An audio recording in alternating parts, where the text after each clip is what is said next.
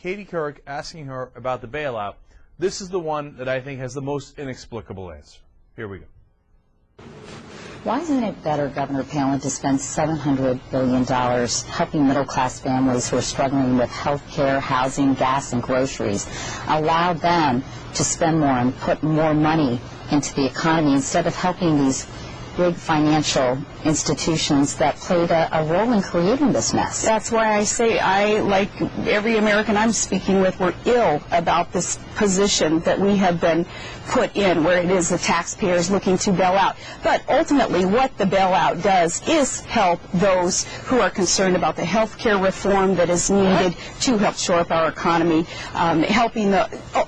It's got to be all about job creation, too, shoring up our economy and putting it back on the right track. So healthcare reform and reducing taxes and reining in spending has got to accompany tax reductions and tax relief for Americans. And trade, we've got to see trade as opportunity, not as a competitive, scary thing, but 1 in 5 jobs being created in the trade sector today. We've got to look at that as more opportunity. All those things under the umbrella of job creation. This bailout is a part of that. What? What the hell was that answer? She asked you about the bailout? You went to healthcare reform? You went to job creation? You went to reducing taxes? You went to reducing spending? You went to trade? That wasn't the question. That wasn't even close to the question. That answer was abysmal. She doesn't know this thing at all, man. She doesn't know what the bailout's about. She just inserted 4 different talking points into a question about the bailout because she doesn't know a word about the bailout. I mean, did that question, I'm asking you, did that question have anything to do with the answer she gave?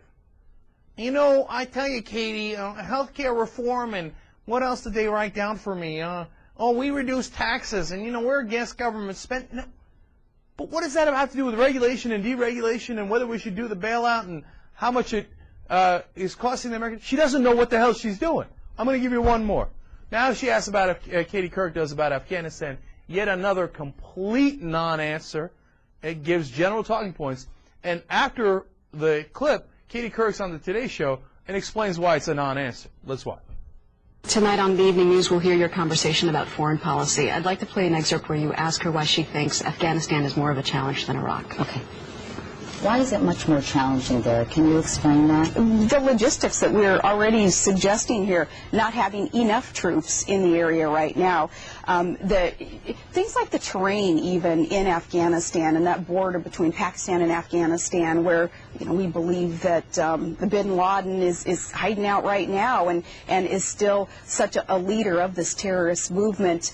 There are many more challenges there. So, again, I believe that a surge in Afghanistan also will lead us to victory there, as it has proven to have done in Iraq. And as I say, Katie, that we cannot afford to retreat, to withdraw in Iraq. That's not going to get us any better off in Afghanistan either. And as our leaders are telling us in our military, we do need to ramp it up in Afghanistan, counting on our friends and allies to assist with us there, because these terrorists who hate America, they hate what we stand for with the freedoms, the democracy, the women's rights, the tolerance.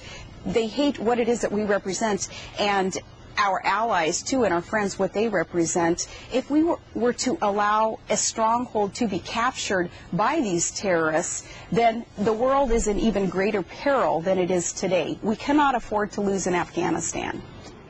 Basically, I was asking her, Maggie, to compare and contrast the challenges, which are quite different when it comes to a counterinsurgency in Iraq versus Afghanistan, and she responded in very general terms about the war on terror. All right, Katie, thank you. Oh, wow. Are you convinced yet? What was that, man? What was that? She doesn't know it, man. She doesn't even come close to knowing. Compare and contrast the different counterinsurgency efforts in Iraq and Afghanistan, and you tell me how the terrorists hate America? What the...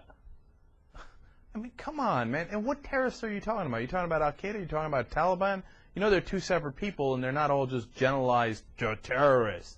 the Taliban who is resurgent in Afghanistan. Yes, they have links to Al-Qaeda. Well, God, you think she knows those links? You think she knows the difference between Taliban and Al-Qaeda? Think about it for a second. I can't emphasize it enough. I'm going crazy because they're tied. I'm about to lose my mind. Here's a person that doesn't know the difference between Taliban and Al-Qaeda. She doesn't know anything about what kind of counterinsurgency we're running in Afghanistan or Iraq. And she apparently does not have the mental capacity to even begin to understand it. Because they obviously had to tell her about it. They've been trying to teach her now for a month.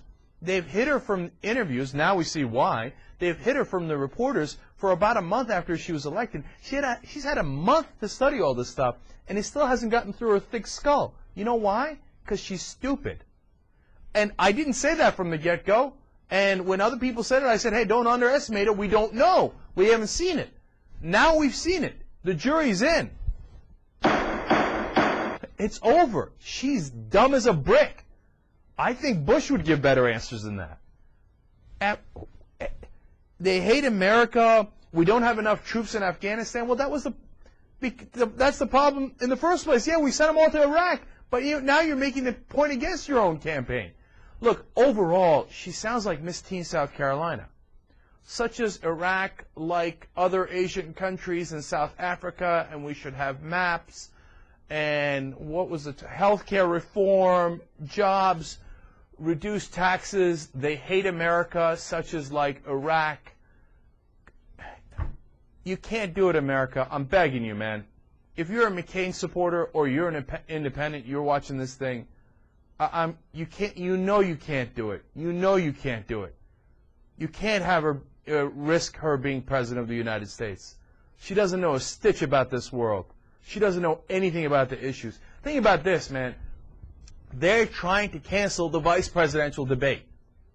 That's next Thursday. We already have a deal on the bailout. It has nothing to do with the bailout. Nothing. Okay? They're trying to run away from a vice presidential debate. I've never seen it. In my whole life, I've never seen anything like this. That's because she sucks. She can't do it. She's going to be a national embarrassment. She's going to be like Miss Teen South Carolina out there. Before I was like, hey, Joe Biden, don't underestimate her because, she was good with a teleprompter and she's telegenic and she's hot and maybe she comes out there and does a couple of quips about moose hunting and she might just win the debate. Now I think she's going to get embarrassed out there. You know what? When they want to move the VP debate to? The McCain campaign is literally saying this. This isn't speculation. They want to move it to an unspecified later date. They don't want to do it because they know their candidate is a moron.